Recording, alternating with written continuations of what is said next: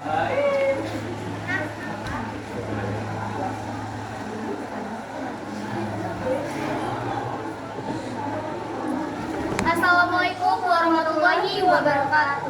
Waalaikumsalam warahmatullahi wabarakatuh. Mulai jam siang, dimulai jam seping, Kak Bapak, Ibu Guru, Kak Bapak Arif Nama, salam pengajar seni budaya sarana bahasa Sunda, Ibu Pini, salam pengajar seni budaya, Pak Hafid Nusri, salam pengajar bahasa Indonesia, Ibu Mutiara, salam pengajar bahasa Indonesia, sarang penonton menghadir di acara ini.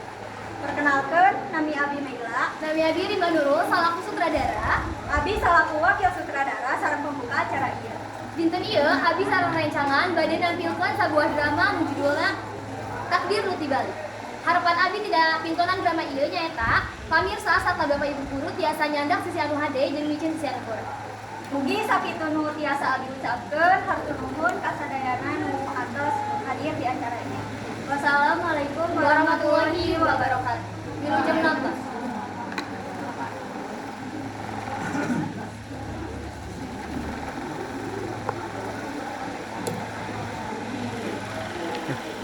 Kelihatan dong.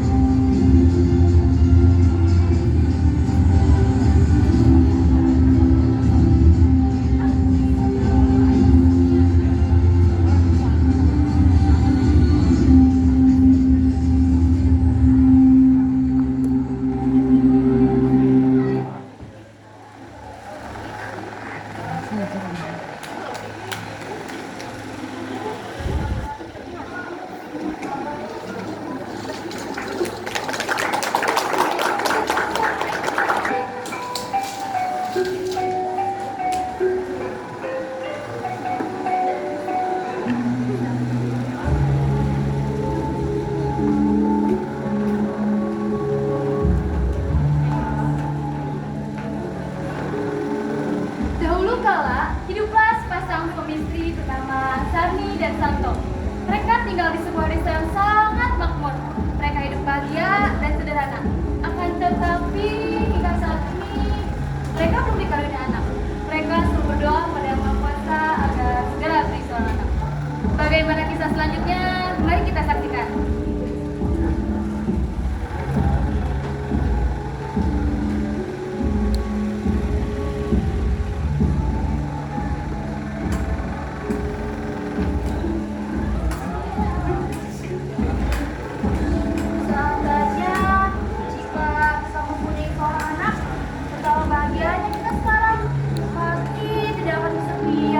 Yang sabar istriku, walau kita hanya berdua, tapi bahagia kan? Tenang, ada aku di sini. Bibi, aku mau anak. Yang sabar ibu, mungkin kita belum diberi amanah untuk mempunyai anak. Belum? Belum katamu? Lihat dulu kita sekarang. Sudah jelek, tua, bongkok.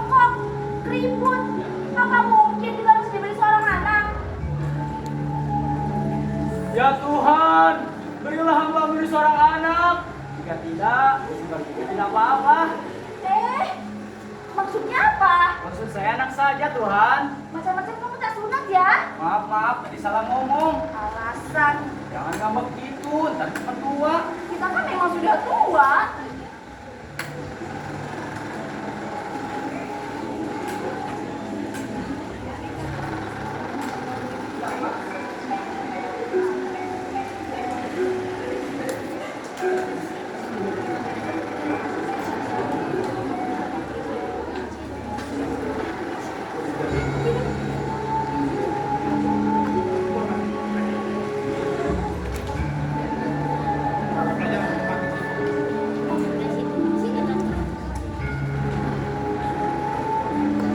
Saat Bu Sandi sedang menjemur pakaian, tiba-tiba datang Ibu Wati, tetangga yang sedang hamil besar, tampak bangga dengan perut yang semakin membesar.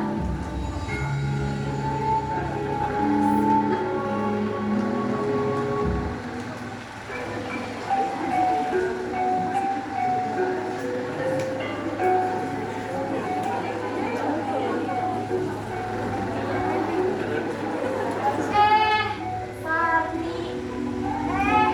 Wati. Apa kabar? Saya baik. Saya sedikit lelah. Lelah? Atau kecewa? Kamu dan Santo sudah bertahun-tahun menikah, tapi belum juga dikaruniai anak. Kenapa bisa begitu? Kami sudah berusaha, sudah berdoa, tapi belum ada jawabannya, Bu Wati. Kalau hanya itu sih semua orang juga bisa, tapi hasilnya ya begitu saja. Pasti ada yang salah dari caramu berusaha, Sarni. Maksudmu apa, Wati? Maksudku begini, kadang ada kalanya kita harus mencari jalan lain, jalan yang lebih cepat. Kamu tahu kan, di luar sana banyak cara-cara lain yang mempercepat doa kita. Dukun misalnya. Hah? Dukun? Kamu serius, Wati? Kenapa? Takut? Kalau ingin cepat punya anak, jangan hanya berdoa dan menunggu saja. Coba pikirkan, semua orang yang aku kenal yang sudah lama menunggu dan pergi ke dukun, langsung diberi jalan. Lihat saja perutku ini. Aku nggak menyangka bisa hamil, tapi setelah melakukan itu, semua jadi mudah. Ya sudah, Sani, aku pergi dulu. Ibu Wati berbicara sambil meninggalkan Sarni.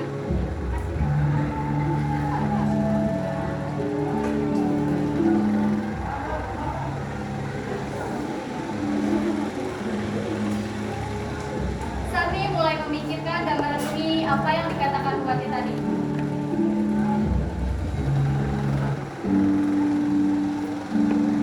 Pak! Pak! Ada apa, Bu? Cepat kemari. Aku ingin bicara sesuatu.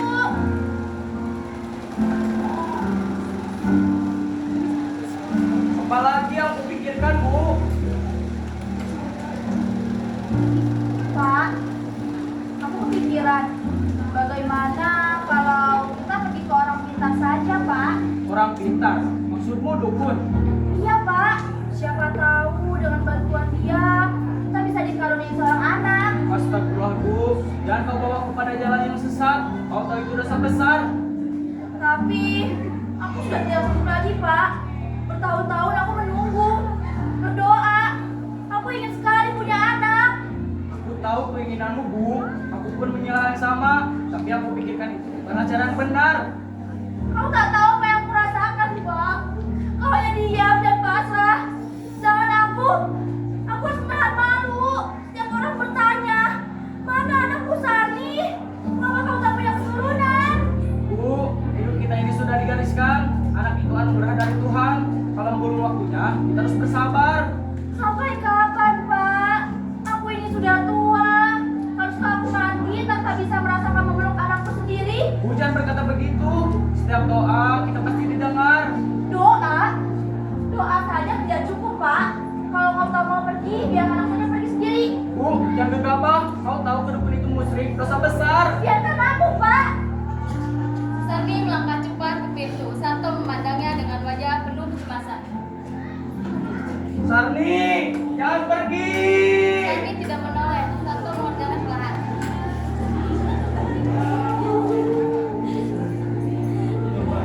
Sarni dan Santo dengan hati hati penuh harap, akhirnya memutuskan untuk menemui seorang dukun yang terkenal di kampung mereka. Pasang dukun tembak suram dengan aroma pepaya yang menyelimuti di udara. Di dalam, Mbak Dukun adalah seorang wanita parubaya, matanya saja namun penuh perhatian.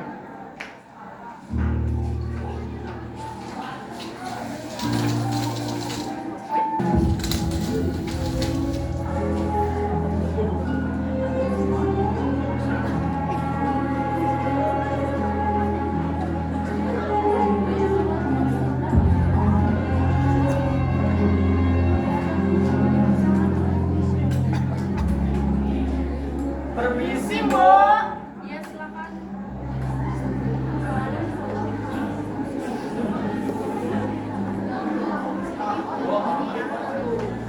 Ada yang bisa saya bantu? Pak, Bu? Mbok, kami sudah bertahun-tahun nikah, tapi kami belum juga dikaruniai seorang anak. Kami datang kemari untuk meminta bantuannya, Mbok. Saya paham, kadang ada kekuatan yang harus panggil untuk membantu. Tapi ingat, apa yang akan terjadi nanti tidak bisa dianggap biasa saja. Maksudnya bagaimana, Mbok? Kalian akan tahu pada waktunya. Tapi ingat satu hal, jangan pernah buka pintu sampai semuanya selesai.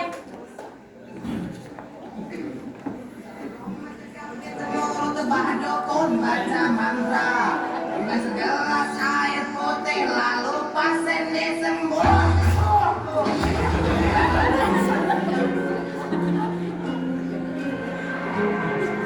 Lagu ini adalah simbol harapan kalian.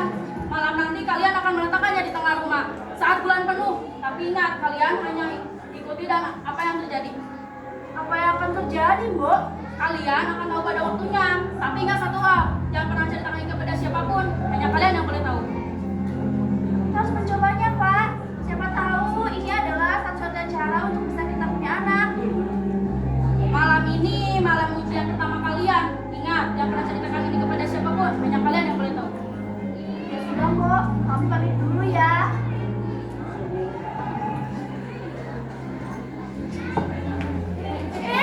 Hati-hati dong.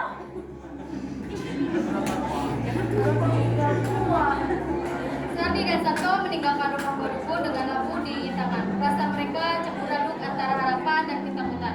Malam itu mereka akan tahu akan menjadi malam yang tidak pernah mereka lupakan.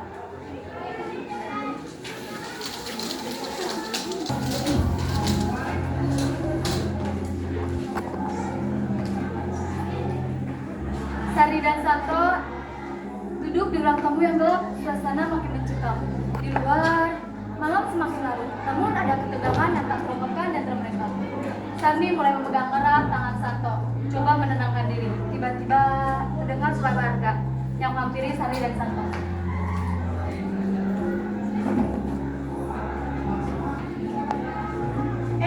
Kok rumah mereka gelap banget ya? Ada apa nih? Berkopi ikut dong. Ayo, saya juga ikut. Pak Santo, Mbak Sarni, kok rumah kalian gelap banget sih? Ada apa nih? Jangan bilang kalian. Jangan-jangan kalian kedukun ya? Waduh, beneran. Aku dengar sih dari orang-orang kalian kedukun tetap punya anak ya. Hati-hati padahal kok Bestari. Enggak kok, ini bukan apa-apa. Jangan bohong. Semua orang tahu kok kenapa rumah kalian gelap banget. Ini pasti ada yang disembunyikan kan? Jangan-jangan kalian mencari solusi instan. Kalau sudah coba kedukun, kenapa nggak cerita saja? Kami juga mau tahu. Siapa tahu cara kalian itu disolusi buat kami. Kalau beneran kalian bisa punya anak, nanti itu bisa jadi bahan pembicaraan kampung loh. Yang pertama, dapat jadi pintas. Sardi menatap mereka dengan tatapan tajam, namun di dalam hatinya ia merasa hancur. Semua perasaan cemas yang ia rasakan selama ini sekarang menjadi sebuah amarah yang tak terkendali. Ini bukan urusan kalian. Kami hanya berusaha apa yang belum kami miliki. Cukup! Kalian lebih baik pergi saja. Sudah, semoga berhasil ya. Tapi kalau berhasil jangan salahkan kami kalau jadi bahan gosip. Bye. Meninggalkan Sardi dan Santo. Setelah pintu ditutup, suasana di dalam rumah menjadi sangat hening. Sardi berdiri diam, matanya mulai berkaca-kaca, sementara Santo memalingkan wajahnya menahan emosi.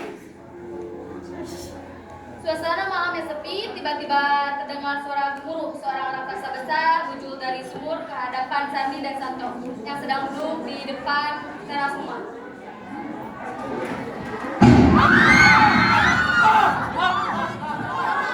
Aku adalah raksasa yang baik hati. Kamu siapa sebenarnya? Aku bilang, aku adalah raksasa yang baik hati, rajin menabung dan tidak sombong. Lalu, apa maksudnya kemarin Pak Buta Ijo?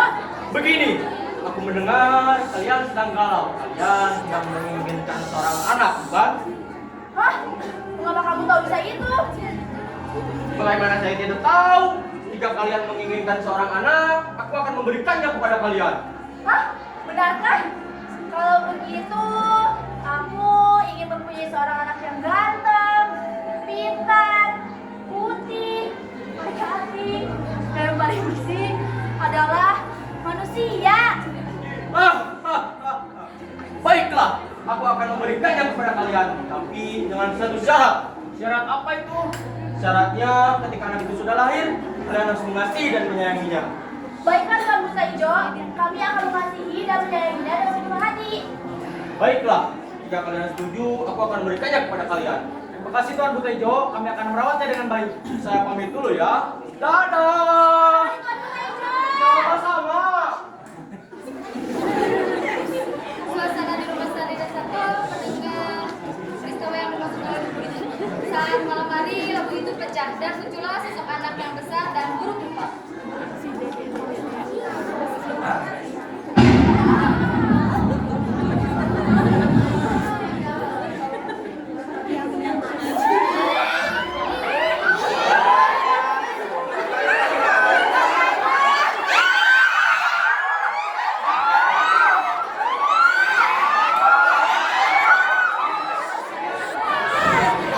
Kami memintanya jadi anak yang ganteng, pintar, putih, bukan anak seperti ini. Sangat jelek. Kok bisa begini, Sandi? Kita disuruh menyimpan lampu ini. Kenapa yang muncul anak seperti ini? Ayah, kenapa kayak begitu? Aku kan udah ada lampu itu, dan aku tidak begini. Ini adalah lelucon. Bagaimana itu bisa terjadi? Tapi aku anak kalian, kenapa kalian tidak terima? Tidak, kami tidak terima. Kami minta anak manusia, bukan monster jelek seperti ini. Sarmi, kita tidak bisa menerima ini. Taijo sudah menipu kita. Buta Ijo adalah licik. Dia memberi kami anak yang sangat jelek. Kami sudah menantikan anak dari biji labu itu. Dan ini yang kami dapatkan. Aku sangat kecewa. Kita harus menipu Taijo, terus ada cara untuk kayak ini. Tiba-tiba Buta Ijo lagi di depan mereka, tertawa keras seolah tahu apa yang sedang terjadi.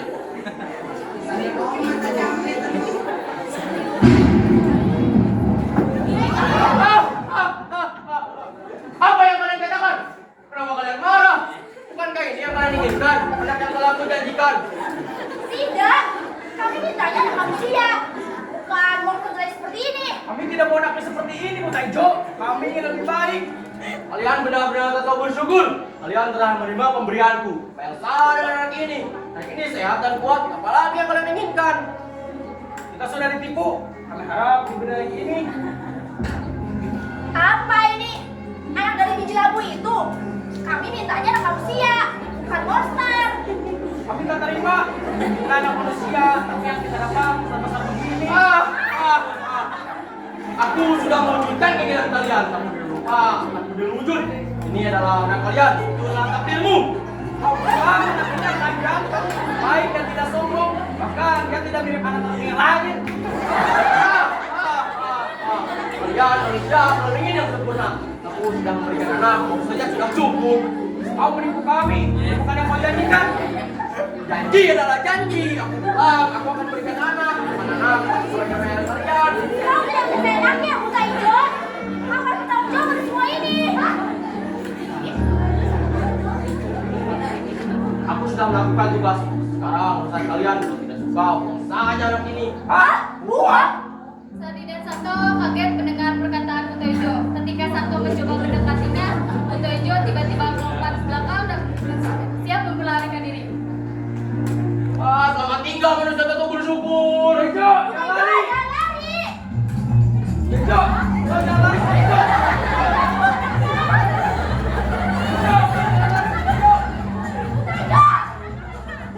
Hei, Jo. Jangan lari ini kamu.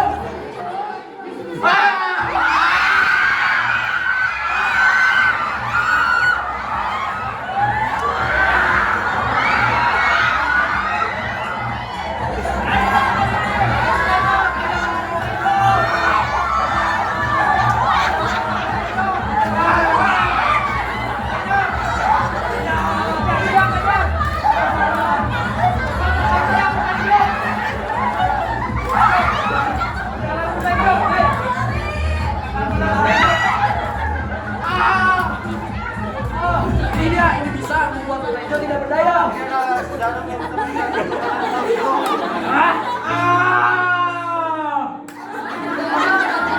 Coba untuk berdiri tegak, tetapi tubuhnya semakin lemah. Warga mulai mengepungnya. Ini adalah jarum yang besar. Ini adalah yang benar.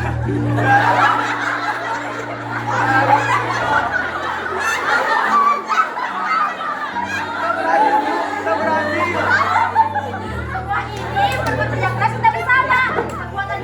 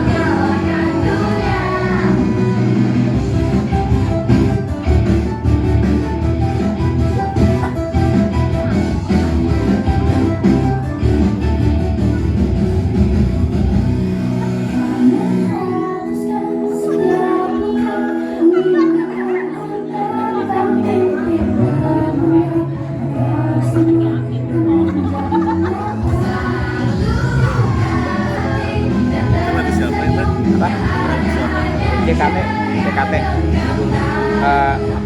Bapak aku juga